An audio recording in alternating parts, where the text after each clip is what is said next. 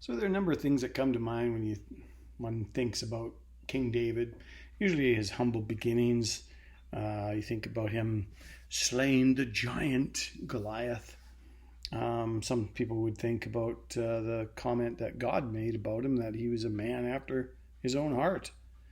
And that's kind of strange considering that David kind of went through some stuff where he was pretty sinful.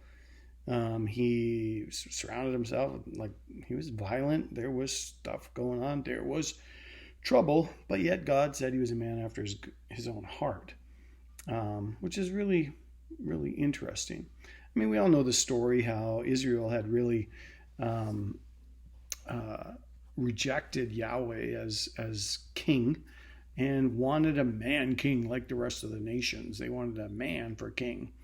And so God gave them what they asked for. In fact, he literally did that because he gave them Saul. Saul was a all-American quarterback kind of guy, tall and warrior type and good looking and all of that. And his name literally means asked for. So they got what they asked for.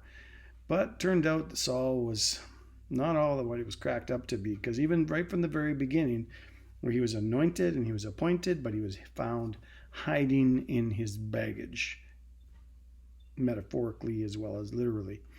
And turned out he actually ended up having a huge failure before the Lord because he disobeyed the Lord, and so the Lord tore the kingdom from him and gave it to this young buck named David, young ruddy shepherd boy that God had his eye on.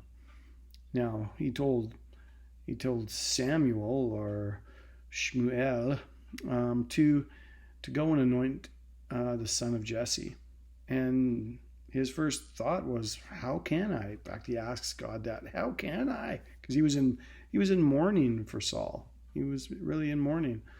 How can I do that? And the how doesn't usually compute with God in terms of faith. God doesn't even answer him. He just tells him what he's going to do when he goes. And so Samuel packs up his stuff and heads down to the house of Jesse. And Jesse kind of like, "Woo, this is interesting." And he parades in front of Shmuel, all his sons, or most of them anyway. All these kind of good-looking, strong type. The type looks the role, looks like they'd fit the bill. And Sammy's like, every time one went by him, "Yes, this would be the one. Aha, yes." And every time God would go, "Nope, no, nope, not that one. Nope, nope." And Samuel was like, "Oh, yeah, what do you want?" Until God says to him after one of the sons went by, "You are looking on the outward appearance. Man looks on the outward appearance, but the Lord looks on the heart." So Jesse is asked by Samuel, "Is there another son? Do you have somebody else?" And he's like, "Well, yeah. He's kind of out tending the sheep on the hillside. He's kind of the runt of the family, so to speak. Yeah, here's him. Bring him," says Samuel.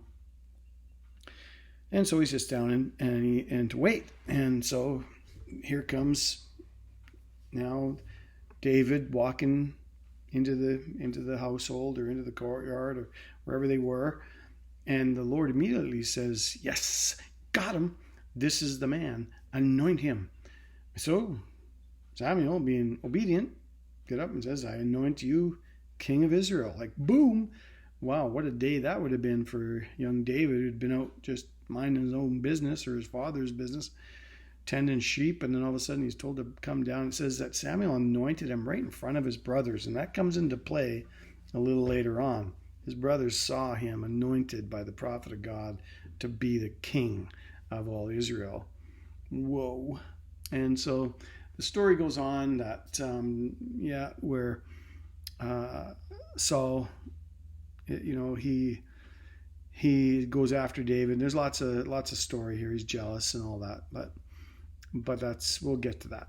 I was kind of thinking, so where do we get this idea that God said he's a man after my own heart? What does he mean by that?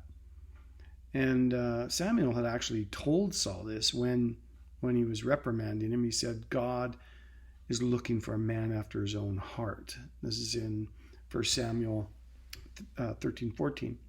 And then later Paul talks about it in Acts 13:22, where he's kind of pulling back and describing what took place. And he says that, quoting the Lord, I have found favor. I found David, the son of Jesse, a man after my own heart, and he who will do my will, he says. Now, the one thing I want to mention is that while Samuel had no idea that this young shepherd boy was up on the mountainside tending sheep, God saw him. God knew him. God knew his heart of faithfulness and loyalty, genuine. Though he knew that David would sin big, he also knew he would repent big, and that he was really a worshiper of God first. And though maybe you feel hidden, maybe you don't always feel that people know what's deep inside your heart, let me say this: God knows.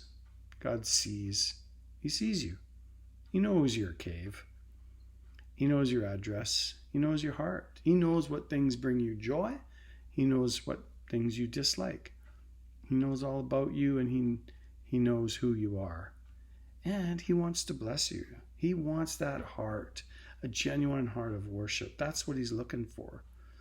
You might not get everything right. You might not do everything right. But if you have that genuine heart of worship, God would rather choose a genuine heart of worship than just a religious outward appearance. He says man looks at the outward appearance, but God looks at the heart. God would choose that kind of heart over any religious effort. Selah. Selah means pause. Think about that. And that's what we should do today. What kind of heart you got?